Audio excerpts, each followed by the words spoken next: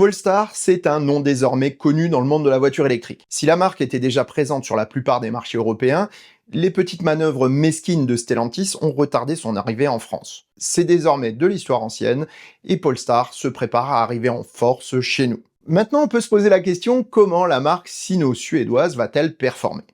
Eh bien, nul ne le sait encore, mais une chose est certaine, les sites de production des voitures auront aussi leur mot à dire dans le succès et le positionnement prix. Et sur ce point, il risque d'y avoir des surprises.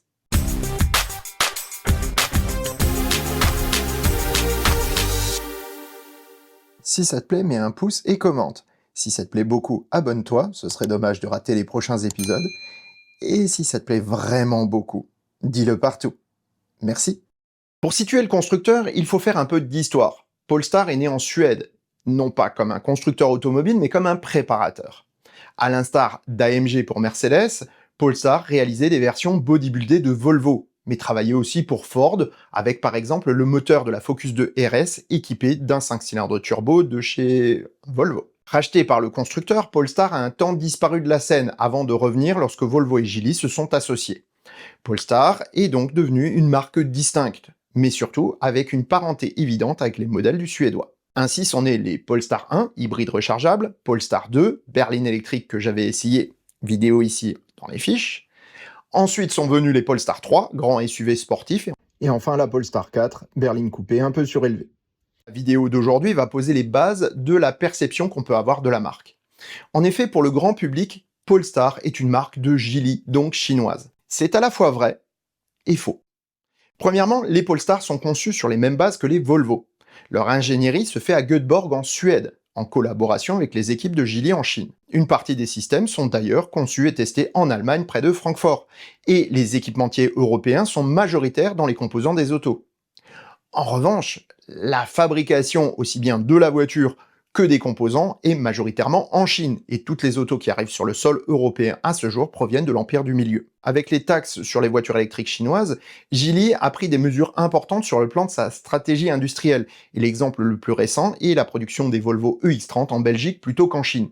Ce sera aussi le cas des Lynk & Co, Zeekr et autres Smart si ce n'est déjà fait. Pour Polestar, la délocalisation hors de Chine n'a que tout juste commencé. On n'en est pas encore à une production sur le sol européen, mais la première usine tourne déjà aux États-Unis pour le Polestar 3. Et la seconde est en cours d'équipement en ce moment à Busan en Corée. Pour contrer les taxes décidées par le président Trump, le constructeur a décidé de produire la Polestar 4, sa dernière née, dans une usine détenue par l'un des partenaires de longue date de Volvo, Renault. C'est officiel depuis plusieurs années puisque les synergies entre le constructeur français et le groupe chinois avaient déjà donné les premiers résultats. La coentreprise Renault-Geely-Aurobay avait été le premier jalon, tandis que l'annonce de la production de voitures électriques sur base commune avait déjà été annoncée. Or, Renault est possesseur d'une usine en Asie, en Corée du Sud pour être précis. À l'origine, le constructeur s'appelait Samsung. Et oui, comme les batteries ou l'électronique grand public.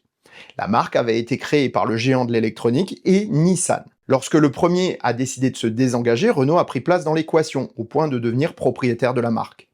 On lui doit plusieurs modèles qui ont été commercialisés chez nous, comme la Renault Fluence ou la Renault Latitude. Or, les capacités de production de Renault en Corée ne sont largement pas exploitées aujourd'hui, et l'accord avec Geely ouvre la porte à une production de la Polestar 4 pour contourner les barrières douanières.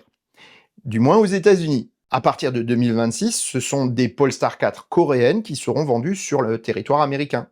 Mais peut-être aussi en Europe du coup. La capacité de production sera de 300 000 véhicules par an, ce qui permet de penser que Geely pourrait desservir d'autres marchés, dont l'Europe. Avec la Polestar 3, dont la production démarre aux États-Unis pour le marché américain, il devient évident que la marque veut diversifier ses sites de production. À quand une Polestar 2 produite en Europe par Volvo?